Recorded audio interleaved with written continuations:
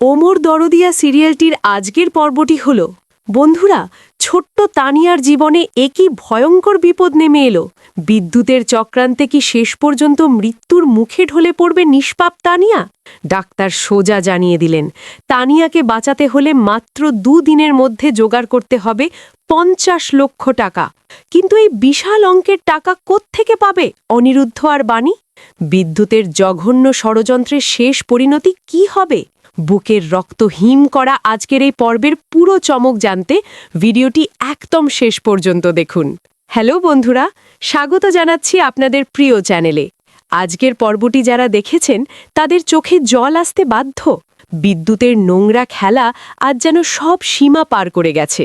আপনারা দেখেছেন বিদ্যুৎ কিভাবে ছোট্ট তানিয়াকে ভয় দেখাচ্ছিল।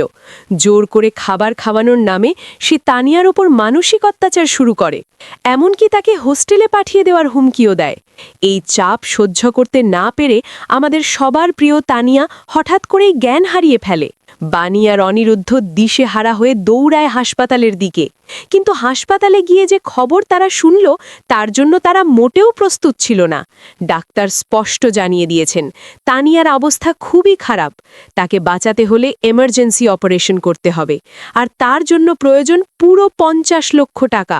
হ্যাঁ বন্ধুরা, 50 লক্ষ টাকা। আর সময় আছে মাত্র 2 দিন। অনিরুদ্ধ এই কথা শুনে ডুকরে কেঁদে ওঠে।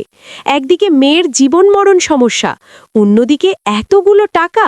বাণী কি পারবে একজন মা হিসেবে তার সন্তানকে ফিরিয়ে আনতে? অনিরুদ্ধ কি পারবে এই অসাধ্য সাধন করতে?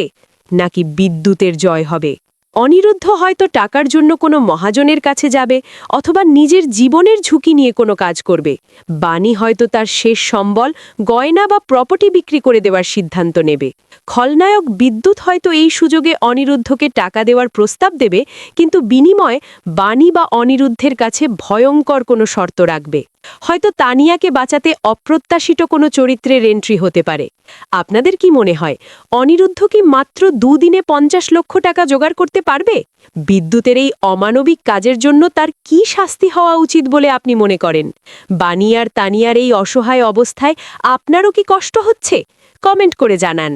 বন্ধুরা, তানিয়া কি আমাদের মাঝে সুস্থ হয়ে ফিরে আসবে, নাকি বিদ্যুতের চক্রান্তে সব শেষ হয়ে যাবে? পরবর্তী পর্বের প্রতিটি আপডেট সবার আগে পেতে এক্ষুনি আমাদের চ্যানেলটি সাবস্ক্রাইব করে বেল আইকনে ক্লিক করে রাখুন। আজকের ভিডিওটি দেখে যদি আপনারও তানিয়ার জন্য কষ্ট হয়, তাহলে ভিডিওটিতে একটি লাইক দিন এবং আপনার বন্ধুদের সাথে শেয়ার করুন। আপনাদের ভালোবাসা আর দোয়াই পারে তানিয়াকে ফিরিয়ে আনতে। ভালো থাকবেন সবাই, দেখা হচ্ছে পরের ভিডিওতে।